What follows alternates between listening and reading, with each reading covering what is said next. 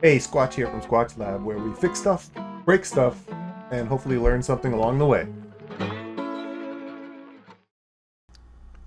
Today we're going to work on a capacitor discharge tool. This is going to make it easier to work on PCBs that have larger capacitors, like 200, 100, 400 volts. This is a PlayStation Original 1 power supply. It has a 200 volt, 100 microfarad capacitor. So we're gonna what we're gonna do is we're gonna find a good resistor value for this particular capacitor. So to discharge this capacitor, you simply apply a resistor between 10,000 and 100,000 ohms, depending on the size of your capacitor. This one should be using a 100,000 ohm resistor. I actually in this video chose a 10,000 ohm resistor, but later on I actually created a second tool with 100,000, since my wattage was only 1 watt on those resistors.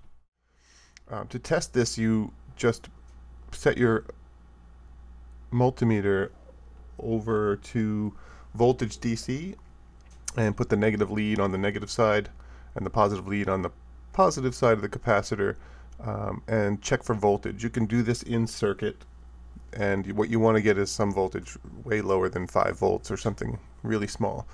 It should start to discharge when you hold the tool that we're going to create on the capacitor. It could take anywhere from a few seconds to a few minutes. This one's probably going to take a couple of minutes with 10,000 ohm resistor, which you can see here. I grabbed from my 10,000 ohm resistor pack. These are 1 watt resistors that I'm using. So you want to use a 1 watt resistor. You don't want to use a 1/4 watt. You can overload the resistor, make it really hot. I don't know if it'll actually pop. Depends on the capacitor. But you can see here that I'm actually testing the resistor in resistance mode, and it came out to 10,000 ohms. So we're going to select our wire gauge now. For this low voltage, you can use any 20, 22, or even larger like 18 if you wanted. We're using a 20 gauge wire for this. And here you can see I'm just going to construct the tool. So we'll just watch that for a few seconds, and then I'll show you how to quickly discharge it.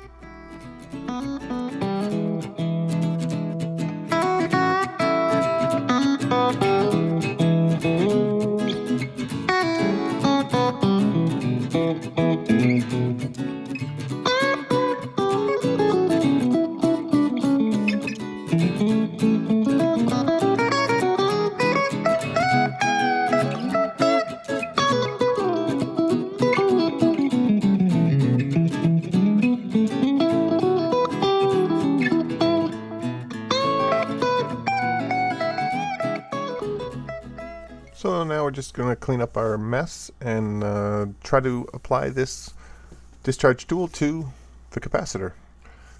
What I don't show on the screen is reading the value of it. It's probably already discharged for this, but all you have to do is identify the positive and negative leads for the discharge, for the undischarged capacitor, and then apply the tool itself to either side. It doesn't matter which direction they're going. Find the correct leads on the back. Make sure you don't accidentally connect the wrong ones. And then hold it on there for a few. In this case, I had to hold it on for a minute or so.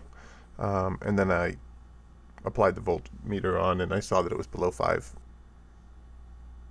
So then I started working on the component, and everything was safe.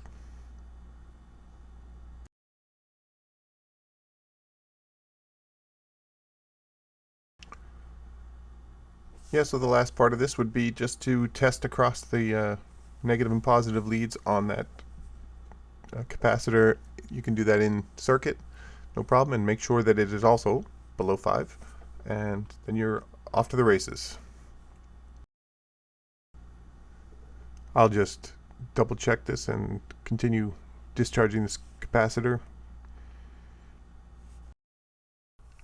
So after completing this project, I made another version of it with the 10,000 kilo ohm, and that one works pretty well, but it's low wattage. It was also 1 watt, so I really wouldn't use it for anything over, I don't know, 40 volt for the capacitor, just because, you know, that's pretty nasty. It gets pretty hot.